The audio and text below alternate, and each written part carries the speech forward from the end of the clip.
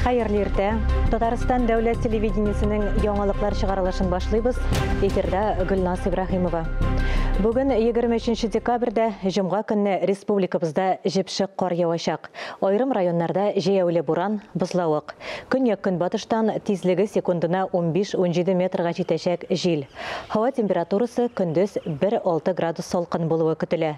Юлларда көчле бозлавык, кар көртләре.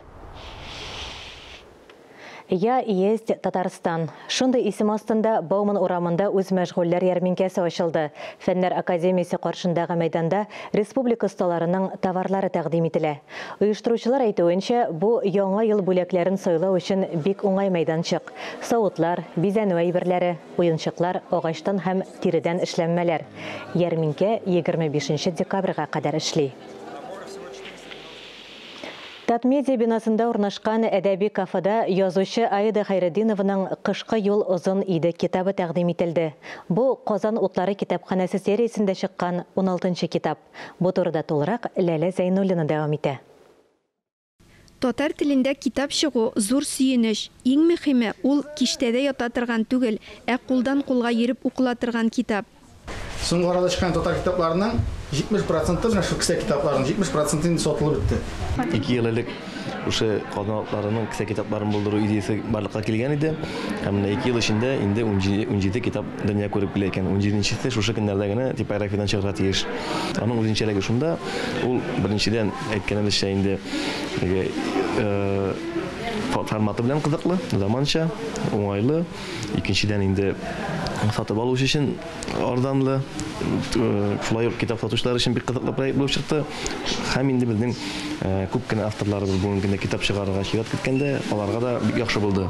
Әлеге сериядан чыккан 16 китапның 3 авторы Башкортстанныкы. Безнең сәнгатебезне, әдәбиятыбызны, тарихыбызны карасак, тарихыбыздагы бай мирасыбызны Башкортстан татарларынан башканы күз алуы да мөмкин түгел. Әгәр дә Башкортстаннан чыккан әдипләребез, шагыйрьләребез, җәмәгать эшлекләребез булмаса, безнең бәлки сәнгатебез, әдәбиятыбыз бик ярлы булыр иде. Бүгенге көндә дә безнең Башкортстанда бик күп язучыларыбыз, шагыйрьләребез бар. Һәм шуларның китапларын монда Татарстанда нәшер итү. Алар өчен дә зур әһәмияткә ия. Авторның китабындагы повесть һәм хикәяләрендә заманның төрле кешеләре тасвирлана. Китапка 8 хикәя һәм 1 повесть кергән. Аида Хайретдинова яңа автор. Күп еллар республикада нәшер ителүче басмалар белән хезмәттәшлек итсә дә, иң укылганы әлеге китабы. Укучы бик җиңел генә берничә язмышны үзенә кабул итә ала. Менә шушы ягы һәм бик җиңел эш юллана. Теге көчләп тә бирми бу әйберне. Көчләп тә тапмый укучыга. Менә шушы әйбер ошады миңа. Китап тәкъдим итүче арасында «Кышкы юл» китабыннан үзекләр укылды. Кыш бабай күчтәнәчен алырга да мөмкинлек чыкты. Ләлә Зәйнуллина, Иван Худяков, Татарстан яңалыклары. Камал театрында премьера. Биредә Әмирхан Еникинең 60-нчы еллар башында иҗат ителгән Рәшә әсәре тәкъдим ителә. Алдагы язмабыз әнә шул хакта. Театрның режиссеры Айдар Җаббаровның әйтүенчә, әсәрне уку белән китаптагы образларны сәхнәләштерү идеясе белән яши башлый. Минем уйлавымча, андый кешеләр хәзер бар, исәп белән яшәүче кешеләр. Шуңа күрә шул әсәрне алырга булдым. Татар әдәбияты классигы Әмирхан Еникинең Рәшә повесте язучының иң катлаулы һәм иң танылган әсәрләре арасына керә. 1962 елда дөнья күргән повесть укучыларны кешенең моңарча күрелмәгән эчке дөньясын сурәтләү тирәнлеге белән шундук җәлеп итә. Артистка һәм сәүдә хезмәткәренең очраклы гына очрашулары, ике кеше арасындагы мөнәсәбәтләр, Бөек Ватан сугышы елларында булган вакыйгалар ни өчен бүгенге чор кешеләрендә дә кызыксыну уята. Бу сорауга 23 һәм 24 декабрь көне премьерага килгән тамашачы үзе җавап таба алачак. Эльза Ахмеджанова, Ленар Хабибуллин, Татарстан яңалыклары. Чыгарылышыбызны дини вазгыятьтәге яңалыклар белән дәвам иттерәбез. Сүзне хезмәттәшем Мөршидә Җиһанга бирәм. Әссәламу алейкум вә рахматуллахи вә бәрәкәтүһү, хөрмәтле дин кардәшләр. Иман, мәдәният, мәгърифәт үзәге оешуга быел 3 ел. Аз гына вакыт эчендә үзәк шактый нәтиҗәле күрсәткечләргә ирешкән. Иман үзәге күп кенә чаралар үткәреп килә. Biz яшьләр белән дә эшлибез, алалар белән дә эшлибез. Иман үзәгенең төп максаты халкыбызга бай рухи мирасыбызны җиткерү. Үзәкнең быелгысы елда төп казанышы Галимҗан Барудинның 1 һәм 2 хәдисләр китабының гарәп теленнән тәрҗемә ителеп бастырылып чыгарылуы. Мәгълүм булганча 1 җыентык февраль аенда, ә 2-се шушы кичәдә тәкъдир ителде. Гаҗәеп зур хезмәт. Чөнки дини тәгълиматның иң шушындый үзәкләреннән булган, бөек галимнәрдән алынган шул фикерләрне ул бүгенге көндә гарәп теленнән тәрҗемә итеп безгә тәкъдим итә. Тантана вакытында Апанай мәдрәсәсе шәкертләренә гомумән үзәк эшчәнлеген җәелдерүдә катнашучыларга сертификатлар тапшырылды. Коллекция җыела башлады, алхамдулилlah. Татарлар мөселманнар арасында дөньяда иң беренче булып 1803 елда Коръән бастырган. Халкыбыз тарихында тәфсирләр күп чыкты. Берничә ел элек Каләм Шәриф мәгънәви тәрҗемә басмасы Диния нәзарәте тарафыннан әзерләнде һәм аның аудио варианты да халыкка барып иреште. Ә күптән түгел Каләм Шәриф Braille хәрефләре белән басылып чыкты. Хәзер китапны күзләре күрмәүче мөэмин кардәшләр дә укый ала. Күп сорыйлар, безнең сукырлар ул беренче тапкыр чыга.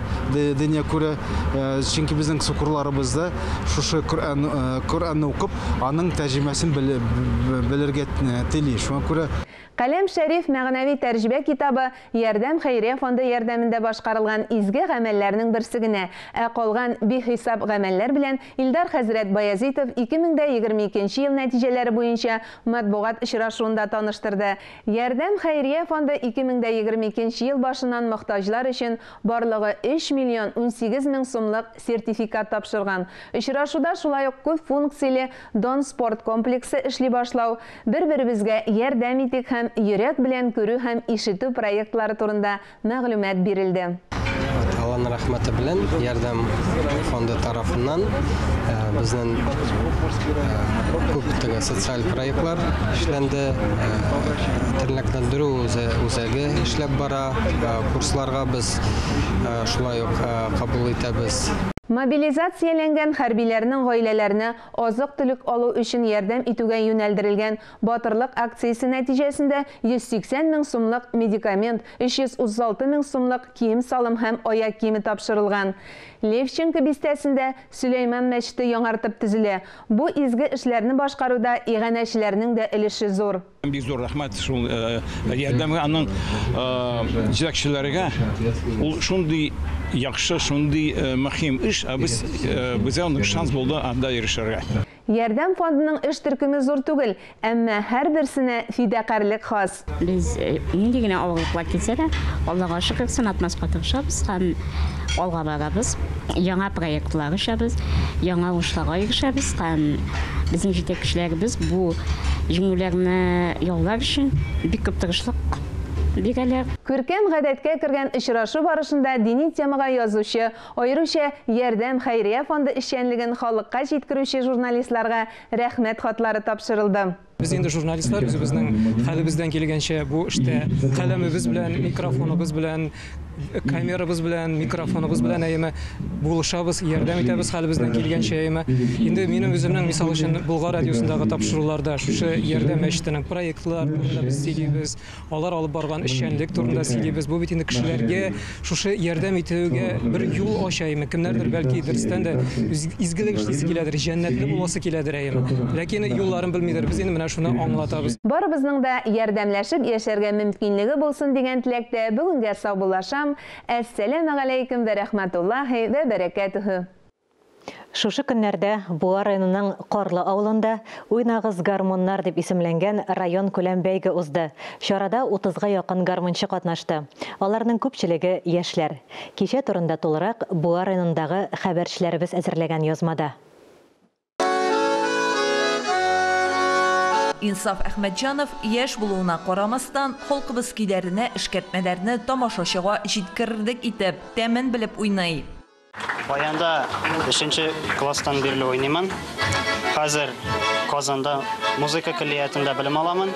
Нурлат авылыннан Мөслим Әфлиев мәктәп елларыннан берде гармунын кулдан төшерми. Бәйгегә катнашу өчен генә түгел, яшьләрнең уйнавын күрергә килдем ди үзе. Гармунга булган мәхәббәтне безнең халкыбызда саклыйсы изенечкә булса. Әнә шул максатны күздә тотып оештырыла да инде бу бәйге. Инициаторы шушы авылда туып үскән Фәхим Әхмәтҗанов. Район күләмендә 2нче тапкыр үткәрелүче фестивальне ул әтисе истәлегенә багышлый. Әтиемне һәм дә шушы гармунны, традицияны, милләтебезне, милли кыйммәтләрне күтәрә алганыма, өлеш кертә алганыма бик шат. Бәйгегә йомгак ясап, 1нче, 2нче һәм 3нче урыннар билгеләнде. Җиңүчеләргә истәлекле бүләкләр тапшырылды. Алсу Сәмигуллина, Илнур Кадыров, Татарстан яңалыклары. Соңгы елларда урыннардагы җирле үзидарә органнары авыл тормышын җайга салуда күзгә күренерлек эшләр башкара. Бу өлкәдә аеруча зур уңышка ирешкән Балтач районындагы Бербаш авылы җирле үзидарәсе рәисе Рауль Галимуллин белән әңгәмәне бүгенге хәерле көн Татарстан тапшыруында карый аласыз. Җомга иртәсенә әзерләгән яңалыкларыбыз тәмам, ә без яңалыклар иҗат төркеме бу атнага саубуллашабыз.